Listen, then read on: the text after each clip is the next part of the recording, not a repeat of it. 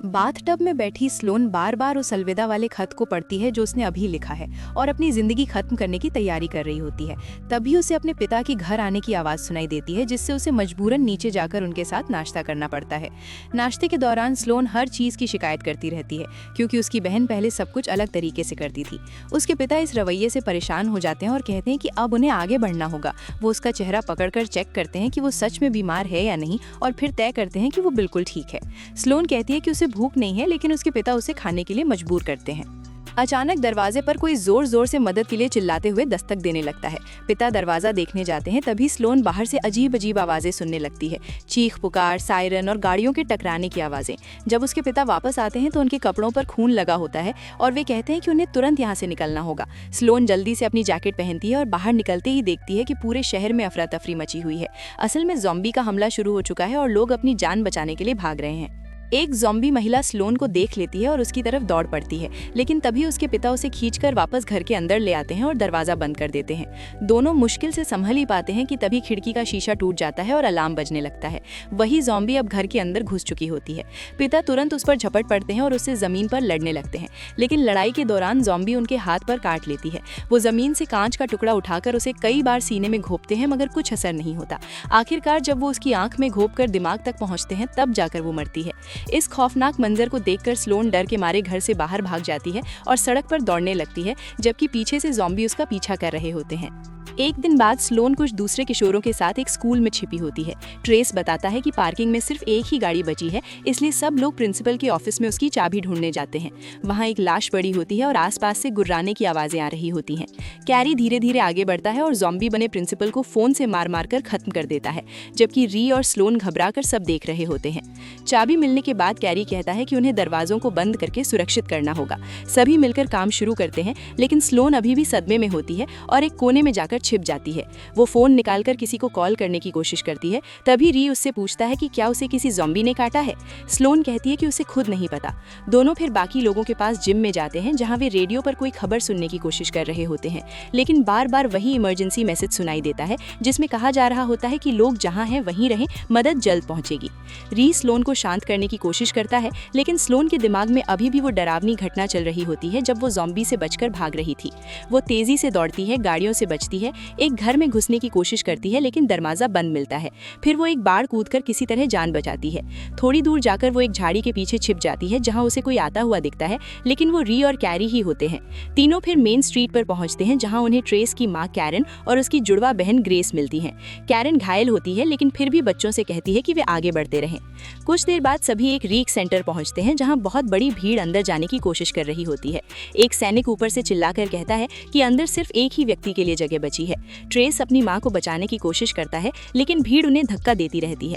तभी अचानक कोई गोली चलाने लगता है और हालात और बिगड़ जाते हैं, जिससे ये ग्रुप वहां से हटने का फैसला करता है। शाम होते होते ये लोग एक खाली घर में छिप जाते हैं।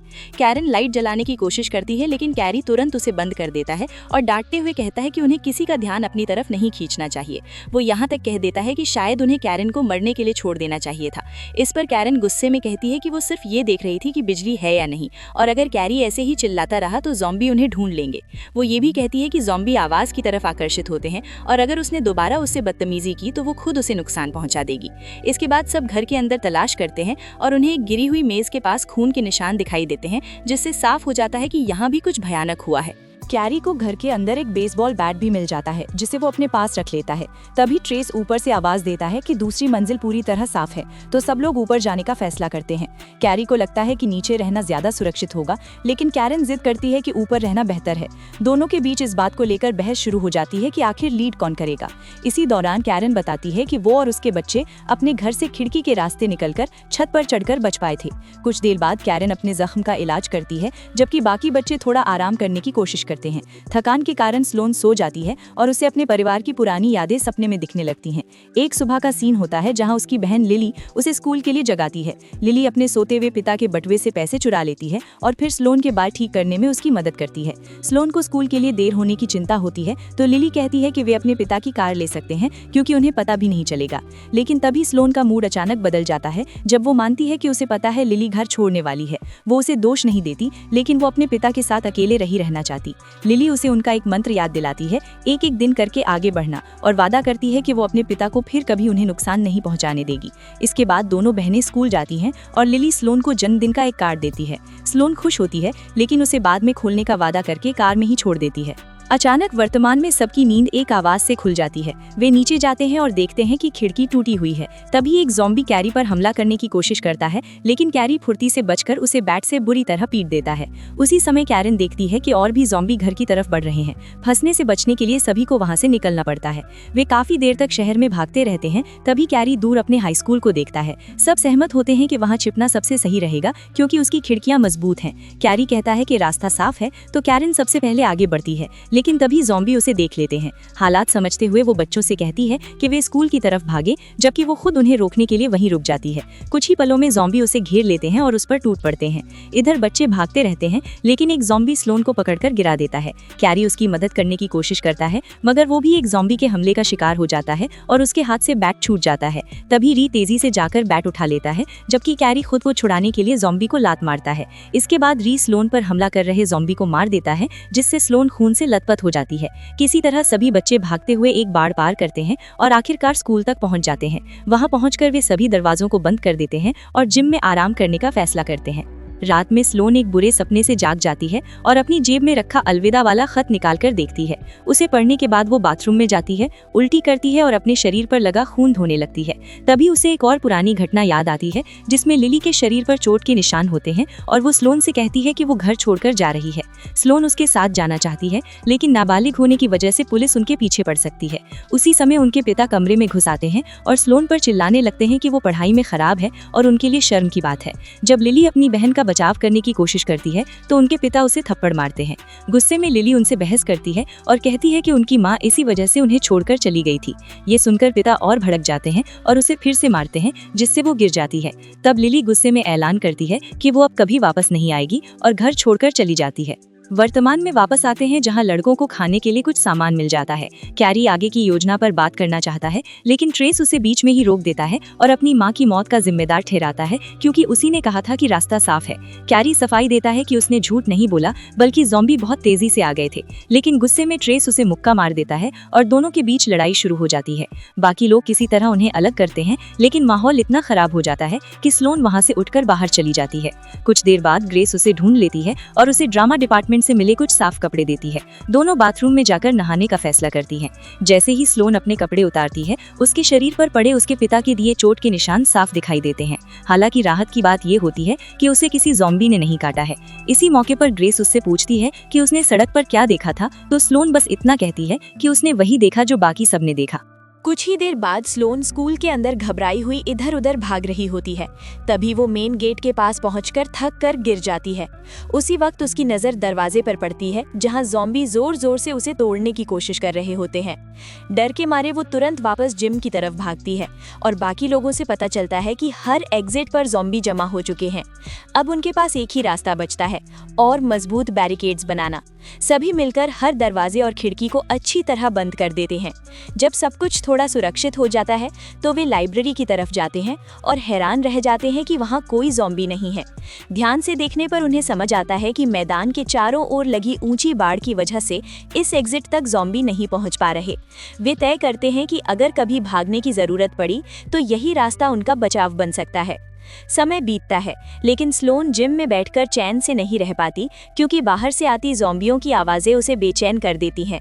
इसलिए वो एक कोने में जाकर सोने की कोशिश करती है।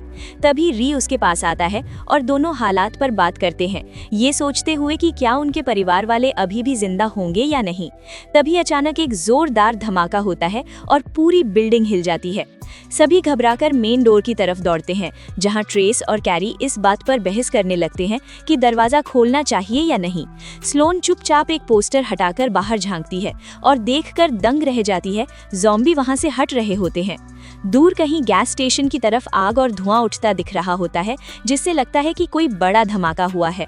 थोड़ी देर बाद खाना खाने के दौरान ट्रेस कैरी से चाबी मांगता है क्योंकि वो बाहर जाकर हालात देखना चाहता है। सुरक्षा के लिए री और स्लोन भी उसके साथ जाते हैं। रास्ते में उन्हें टीचर्स लाउंज में शराब की एक बोतल मिलती है जिसे वे वापस जिम में ले आते हैं और टाइम पास करने के लिए एक ड्रिंकिंग गेम खेलने लगते हैं। शुरुआत में वे अपनी जिंदगी के मजेदार किस्से बताने की कोशिश करते हैं, लेकिन माहौल तब भारी हो जाता है जब उन्हें एहसास होता है कि उनमें से किसी ने भी कभी सच्चा प्यार महसूस नहीं किया। रात को स्लोन सो रही होती है, तभी उसे महसूस होता है कि कोई उसका चेहरा छू रहा है। वो अचानक उठती है और पीछे कुछ अजीब सा महसूस करती है। जब वो मुड़कर देखती है तो उसके पिता खून उगलते हुए नजर आते हैं और उस पर चिल्लाने लगते हैं। तभी वो घबराकर जाग जाती है। ये सिर्फ एक डरावना सपना था। इसके बाद वो पानी लेने के लिए कॉरिडोर में जाती है, लेकिन तभी उसे पीछे कुछ हलचल महसूस होती है। जैसे ही वो मुड़ती है, वहाँ कुछ नहीं होता। डर के मारे वो तुरंत बाकी लोगों को जगा देती है और बताती है कि कोई अंदर आ गया है। सभी लाइब्रेरी में जाते हैं, जहाँ एक कैबिनेट के अंदर से आवाज आती है। जैसे ही वे उसे खोलते हैं, वे हैरान रह जाते हैं। अंदर उनका टीचर बैक्स्टर होता है, जो सो रहा होता है और उसके हाथ में एक गन होती है। स्लोन तुरंत गन उठा लेती है, जिससे बैक्स्टर घबराकर जाग जाता है और अपनी बंदूक ढूंढने लगता है। बच्चे गन छुपा देते हैं और उसे जिम में ले जाकर खाना देते हैं। बैक्स्टर उनकी बैरिकेड्स बनाने की तारीफ करता है, लेकिन जब उससे पूछा जाता है कि वो अंदर कैसे आया, तो वो कहता है कि उसे कुछ याद नहीं है। कोई भी उसकी बात पर भरोसा नहीं करता, खासकर तब जब वो कहता है कि बाहर हालात और भी खराब हो चुके हैं। स्लोन उससे पूछती है कि वो कॉरिडोर में उसे क्यों देख रहा था, लेकिन बैक्स्टर सफाई देता है कि वो किसी का पीछा नहीं कर रहा था, बस अजीब आवाज़ों की जांच कर रहा था। इसके बाद वो नहाने चला जाता है। उधर बच्चे गन के बारे में बात करते हैं और री कहता है कि वे इसे सिर्फ ज़रूरत पड़ने पर ही इस्तेमाल करेंगे। स्लोन साफ कहती है कि उसे बैक्स्टर पर बिल्कुल भरोसा नहीं है। इसी बीच कैरी बैक्स्टर को शावर तक ले जाता है। जब बैक्स्टर कपड़े उतारता है तो कैरी कुछ नोटिस करता है। वो तुरंत भागकर जिम में आता है और सबको बताता है कि बैक्स्टर संक्रमित है। वो री से गन लेकर उसे मारने की कोशिश करता है, लेकिन री कहता है कि सिर्फ एक निशान के आधार पर फैसला लेना गलत होगा। इसी बात पर दोनों के बीच बहस शुरू हो जाती है। तभी बैक्स्टर वहां आ जाता है और कसम खाकर कहता है कि वो संक्रमित नहीं है। कैरी उस पर गन तानकर उससे निशान दिखाने को कहता है, लेकिन बैक्स्टर भागने लगता है। पूरा ग्रुप उसके पीछे दौड़ता है और उसे पकड़कर गिरा देता है, लेकिन इस दौरान गन गिर जाती है। जब वे उसका हाथ देखते हैं तो साफ पता चलता है कि वहां ज़ॉम्बी के काटने का गहरा निशान है। स्लोन गन उठा लेती है और ट्रेस और कैरी उसे गोली चलाने के लिए कहते हैं, लेकिन री उसे रुकने को कहता है। सबके बीच फिर बहस शुरू हो जाती है। तभी बैक्स्टर चिल्लाकर कहता है कि वो खुद ही चला जाएगा ताकि ये लड़ाई खत्म हो जाए। मेन एंट्रेंस पर पहुंचकर वो अपनी कहानी बताता है, कैसे वो शहर में भागते हुए स्कूल ढूंढ रहा था। तभी उसकी मुलाकात एक और बचे हुए इंसान से हुई। दोनों ने साथ रहने का फैसला किया। जब वे स्कूल पहुंचे तो हर एंट्रेंस पर ज़ॉम्बी थे, सिवाय एक खिड़की के। उन्होंने उसे तोड़ा और बैक्स्टर पहले अंदर घुस गया, लेकिन वो अपने साथी को समय पर अंदर खींच नहीं पाया। बैक्स्टर अपनी कहानी आगे बताते हुए कहता है कि जैसे ही उसने खिड़की से अंदर घुसने की कोशिश की, बाहर मौजूद ज़ॉम्बियों ने उसके साथी के पैरों को पकड़ लिया और उसे नोचने लगे। मजबूरी में बैक्स्टर ने उसका हाथ पकड़कर अंदर खींचने की कोशिश की, लेकिन उस आदमी ने दर्द और डर में आकर बैक्स्टर के हाथ पर ही काट लिया। किसी तरह दोनों अंदर आ जाते हैं तो बैक्स्टर तुरंत खिड़की बंद कर देता है। वो देखता है कि उसके साथी का पैर बुरी तरह फट चुका है, इसलिए उसके ज़ॉम्बी बनने से पहले ही वो उसे मार देता है। जब बच्चे उससे पूछते हैं कि वो किस खिड़की से अंदर आया था, तो वो बॉयलर रूम वाली खिड़की का नाम लेता है, लेकिन बाकी लोग इसे झूठ समझते हैं और उसे बाहर निकालने का फैसला कर लेते हैं। जैसे ही कैरी दरवाज़ा खोलने वाला होता है, बैक्स्टर उसका हाथ पकड़कर उसे काट लेता है। फिर भी वो बार बार कहता रहता है कि वो संक्रमित नहीं है। आखिरकार सभी मिलकर उसे बाहर धक्का दे देते हैं। अब ट्रेस गुस्से में कहता है कि कैरी को भी बाहर निकाल देना चाहिए, लेकिन बाकी लोग इस बात से सहमत नहीं होते। ग्रेस कैरी को इन्फर्मरी में ले जाती है और उसके घाव को साफ करके पट्टी बांधती है। तय होता है कि कुछ घंटों तक उसे वहीं रखा जाएगा ताकि ये देखा जा सके कि वो संक्रमित होता है या नहीं। बाहर आते समय ग्रेस दरवाज़ा लॉक कर देती है। री कहता है कि उसे लगता है कैरी ठीक है। इसके बाद री स्लोन को उसका वही अलविदा वाला खत देता है जो उसे लाइब्रेरी के फर्श पर मिला था। वो हैरान होता है कि स्लोन ने अपनी जान लेने की कोशिश क्यों की थी और अब अचानक जीने की कोशिश क्यों कर रही है। स्लोन बात को टाल देती है और उससे पूछती है कि उसे कैसे पता चलता है कि कोई संक्रमित है या नहीं। री बताता है कि अगर कोई संक्रमित होता है तो उसका शरीर बहुत ठंडा हो जाता है। ये उसने अपने पिता को ज़ॉम्बी बनते हुए देखकर सीखा था। उसके पिता ने उसकी मां पर हमला किया था, जिससे वो भी संक्रमित हो गई थी। कुछ देर बाद स्लोन खाने की तलाश में निकलती है, लेकिन अचानक वो ग्रेस और कैरी को आपत्तिजनक हालत में देख लेती है। वो तुरंत वहाँ से भाग जाती है ताकि वे उसे न देख सके। फिर वो री को ढूंढती है और उसे एक अंधेरे कोने में ले जाकर उसे किस करती है, लेकिन उनका ये पल एक आवाज से टूट जाता है। उधर ग्रेस और कैरी बॉयलर रूम की जांच करने जाते हैं, जहां उन्हें टूटी हुई खिड़की और एक लाश मिलती है। इससे साफ हो जाता है कि बैक्स्टर सच बोल रहा था। वे तुरंत जिम में लौटकर सबको ये बात बताते हैं, लेकिन वहाँ इससे भी बड़ी खबर उनका इंतजार कर रही होती है। स्लोन ने जो आवाज़ सुनी थी वो दरअसल रेडियो से आ रही थी, जिसमें अब एक नया मैसेज प्रसारित हो रहा होता है। उसमें बचे हुए लोगों को रैफर्ड नाम की जगह पर बने एक सुरक्षित शेल्टर में आने के लिए कहा जा रहा होता है। अब ग्रुप के बीच फिर से बहस छिड़ जाती है। ट्रेस कहता है कि उन्हें यहीं रहना चाहिए क्योंकि यहाँ वे सुरक्षित हैं और उनके पास सामान भी है, लेकिन कैरी कहता है कि उनका खाना खत्म हो रहा है, इसलिए उन्हें निकलना ही पड़ेगा। बहस बढ़ती देख स्लोन फिर से वहां से निकल जाती है। कॉरिडोर में चलते हुए उसे फर्श पर एक शरीर पड़ा दिखाई देता है। पास जाकर देखने पर पता चलता है कि वो बैक्स्टर है, बुरी तरह घायल लेकिन अभी भी जिंदा। स्लोन तुरंत बाकी लोगों को बुलाती है। ग्रेस उसकी मदद के लिए आगे बढ़ती है, लेकिन तभी री नोटिस करता है कि बैक्स्टर के शरीर पर एक नया काटने का निशान है और वो बहुत ठंडा हो चुका है। वो ग्रेस को चेतावनी देने की कोशिश करता है, लेकिन तब तक बहुत देर हो चुकी होती है। बैक्स्टर पूरी तरह ज़ॉम्बी बन जाता है और ग्रेस पर हमला कर देता है। स्लोन पीछे से उसे पकड़कर रोकने की कोशिश करती है, जबकि ट्रेस कांपते हाथों से गन चलाता है। गोली लगने से बैक्स्टर लड़कियों को छोड़ देता है, लेकिन मरता नहीं।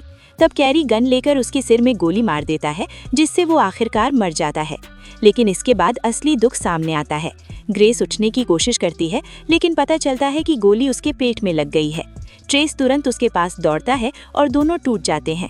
कुछ ही देर में ग्रेस उसकी बाहों में दम तोड़ देती है और ट्रेस उसे पकड़कर रोता रह जाता है। बाद में जिम में स्लोन कैरी को सांत्वना देने की कोशिश करती है, लेकिन कैरी कहता है कि वे लोग सबसे बेवकूफ़ थे जो उम्मीद लगाए बैठे थे। तभी ट्रेस वहां आता है और स्लोन उससे बात करने की कोशिश करती है, लेकिन वो अचानक गुस्से में आकर उसे पीटना शुरू कर देता है। वो कहता है कि वो सही निशाना इसलिए नहीं लगा पाया क्योंकि स्लोन उसके सामने थी। री और कैरी उसे रोकते हैं और स्लोन वहां से चली जाती है। कॉरिडोर में जाकर स्लोन गुस्से में एक कुर्सी फेंक देती है। तभी उसकी नज़र फर्श पर पड़े अपने फोन पर पड़ती है। वो उसे उठाकर देखती है और हैरान रह जाती है। उसमें लिली का मैसेज होता है, जिसमें लिखा होता है कि वो घर आ जाए क्योंकि वहाँ सब सुरक्षित है। जब वो ये मैसेज री और कैरी को दिखाती है तो वे बताते हैं कि ये पुराना मैसेज है, इसलिए ये पक्का नहीं कहा जा सकता कि अब भी वहाँ सब ठीक होगा या नहीं। लेकिन स्लोन घबरा जाती है और जिद करती है कि उन्हें वहां जाना ही चाहिए। आखिरकार दोनों लड़के उसकी मदद करने के लिए तैयार हो जाते हैं। अगली सुबह तीनों जितना सामान उठा सकते हैं उतना पैक करते हैं। स्लोन ट्रेस को ढूंढने जाती है और उसे एक कमरे में ग्रेस की लाश के साथ बैठा पाती है। वो उससे माफी मांगता है और स्लोन कहती है कि अगर वो उसकी जगह होती तो अपनी बहन के लिए वही करती, इसलिए वो उसे माफ कर देती है। ट्रेस उसका शुक्रिया अदा करता है और फिर अचानक गन उठाकर खुद की जान ले लेता है। ये देखकर स्लोन स्तब्ध रह जाती है। गन उठाने के बाद आखिरकार स्लोन, री और कैरी स्कूल छोड़कर बाहर निकल पड़ते हैं, एक अनजान और खतरनाक दुनिया की तरफ। सड़क पर आगे बढ़ते हुए उन्हें चारों तरफ लाशें पड़ी हुई दिखाई देती हैं। वे सावधानी से उनके बीच से गुजरने लगते हैं, लेकिन अचानक कुछ ज़ॉम्बी धीरे धीरे हिलने लगते हैं और जाग उठते हैं। हालात बिगड़ते देख री तुरंत बैट से एक ज़ॉम्बी को मार गिराता है, जबकि स्लोन गन चलाने की कोशिश करती है, लेकिन पता चलता है कि उसमें गोलियां खत्म हो चुकी हैं।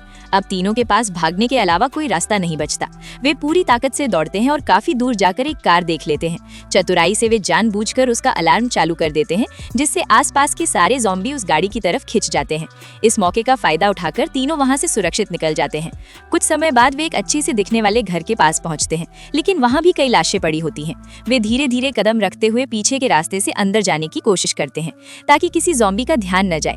बैकयार्ड में पहुंचकर वे देखते हैं कि पीछे का दरवाजा बंद है, तो कैरी एक क्रोबार की मदद से उसे तोड़ देता है, लेकिन ऐसा करते ही अलार्म बज उठता है। घबराते हुए वे तुरंत अंदर घुसते हैं और जल्दी से अलार्म को बंद कर देते हैं।